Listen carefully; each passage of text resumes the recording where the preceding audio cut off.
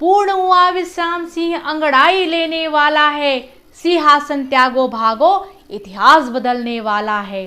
दरक रही है चट्टाने, पर्वत पर पड़ी दरारें, आसमान से बूंद नहीं अब बरसेंगे अंगारे।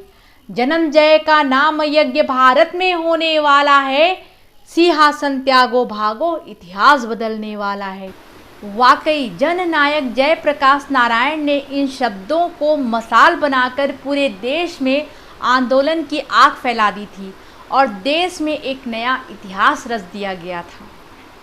नमस्कार दोस्तों, देश दशा दिशा में आप सभी का बहुत बहुत स्वागत है। मैं हूं आरती। आज हम जयप्रकाश नारायण की जयंती पर देश के लिए उनके किए गए महान योगदान को याद करेंगे, जिन्होंने लोकतांत्रिक मूल्यों को आधार बनाकर संपूर्ण क्रांति के माध्यम से पूरे देश की दशा और दिशा बदल दी।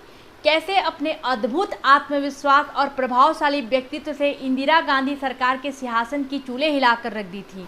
12 अक्टूबर 1902 में बिहार में जन्मे जयप्रकाश नारायण को दूसरे गांधी का दर्जा हासिल है। उन्हें गांधी यूं ही नहीं कहा जाता है, वे भी गांधी की तरह सक्रिय राजनीति से दूर रहने के बाद भी तत्कालीन सरकार को सत्ता से उखाड़ फेंका था। 1974 में सिंहासन खाली करो जनता आती है के नारे के साथ जब आंदोलन की मसाल थामे मैदान में उतरे तो सारा देश उनके अदम्य साहस को देखकर चकित था। सत्ता के अहंकार और दमनकारी रवैये ने उन्हें आक्रोशी बना दिया था। भारतीय समाज की समस्याओं को उन्होंने बहुत करीब से देखा था और वे सार्वजनिक जीवन में जिन मूल्यों को स्थापित करना चाहते थे, वे मूल्य सत्ता के शीर्ष में बैठे लोगों को स्वीकार्य नहीं था, क्योंकि वे मूल्य सत्ता के स्वार्थ और पद लोलुपता के ढांचे को चुनौती देने वाले थे। देश की आज़ादी को 25 साल होने के बावजूद देश की जनता को वो हिंदुस्तान नजर नहीं आ रहा था जिसका सपना महात्मा गांधी ने देखा था, और कांग्रेस आज़ाद भारत का आईना था। जनता की बेचैनी और छटपटाहट को महसूस करने वाले जयप्रकाश ने अपनी नेतृत्व क्षमता से पूरे देश में हलचल मचा दी। जयप्रकाश नारायण 1929 में अमेरिका में पढ़कर भारत लौटे, फिर वे नेहरू और गांधी के प्रभाव में आकर कांग्रेस से जुड़ गए। 1934 में आचार्य नरेंद्र देव के साथ मिलकर कांग्रेस सोशलिस्ट पार्टी बनाई और 1942 में भारत छोड़ो आंदोलन की आवाज़ बुलंद की। कई बार जेल गए। एक बार वे पटना के हजारीबाग जेल फांदकर नेपाल चले गए। 1954 में सर्वोदय आंदोलन के लिए खुद को समर्पित कर दिया। जयप्रकाश अक्सर आज़ाद भारत में आम लोगों की ज़्यादा भागीदारी रहे, इस बात को लेकर सरकार को पत्र लिखते रहे, पर सरकार सत्ता के मद में थी। 1971 की लड़ाई के बाद इंदिरा गांधी आज़ाद भारत की एक मजबूत नेता के तौर पर उभरी, लेकिन देखते ही देखते उस दौर में महंगाई और खाद्यान्न संकट चरम पर पहुंच गया था। भ्रष्टाचार और बेरोजगारी से लोगों का जीना मुहाल हो रहा था। संवैधानिक संस्थाओं का अस्तित्व खतरे में था, जिसके कारण जन आक्रोश उफान में पहुंच गया और जनता की बेचैनी और छटपटाहट को जयप्रकाश ने करीब से महसूस किया।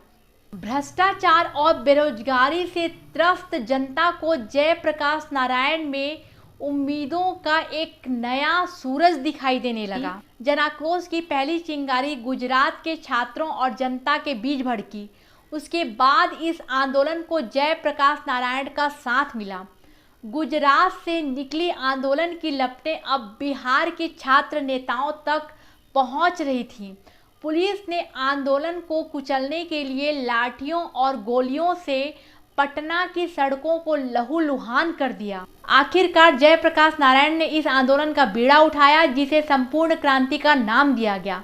उस समय बिहार के मुख्यमंत्री अब्दुल गफूर थे।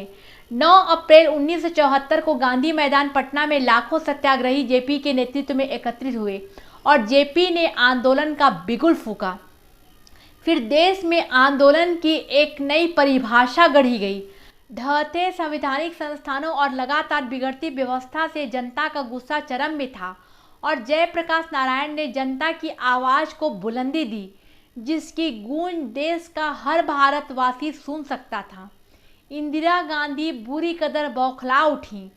जेपी और इंदिरा गांधी का टकराव एक नए इतिहास की ओर बढ़ रहा था। जनता की ढाल बने जयप्रकाश हर कदम पर इंदिरा को चुनौती दे रहा था और अपने तानाशाही रवैये से जनता को कुचलने वाली इंदिरा सरकार डगमगाने लगी थी। देश भर में व्यवस्था से नाराज लोगों ने जेपी का पूरा समर्थन किया। जयप्रकाश की एक हुंकार पर सारा देश सड़कों पर उमड़ पड़ता था। बिहार से उठी संपूर्ण क्रांति की चिंगारी देश के कोने कोने में आग बनकर भड़क गई थी। जेपी के नाम से मशहूर जयप्रकाश नारायण पूरे देश का प्रतिबिंब बन गया था। लालू प्रसाद, नीतीश कुमार, रामविलास पासवान, रविशंकर प्रसाद उसी छात्र आंदोलन से निकले नेता हैं। राजनीति को वे सेवा का माध्यम बनाना चाहते थे। राष्ट्रीयता की भावना और नैतिकता की स्थापना ही उनका मुख्य उद्देश्य था। 1999 में उन्हें मरणोपरांत उन्हें भारत रत्न से सम्मानित किया गया। जयप्रकाश नारायण ने न केवल भारतीय राजनीति को एक नई दिशा दी, बल्कि संपूर्ण मानव जाति को उनके जीवन मूल्यों के महत्व को समझाया। आज के लिए इतना ही। धन्यवाद।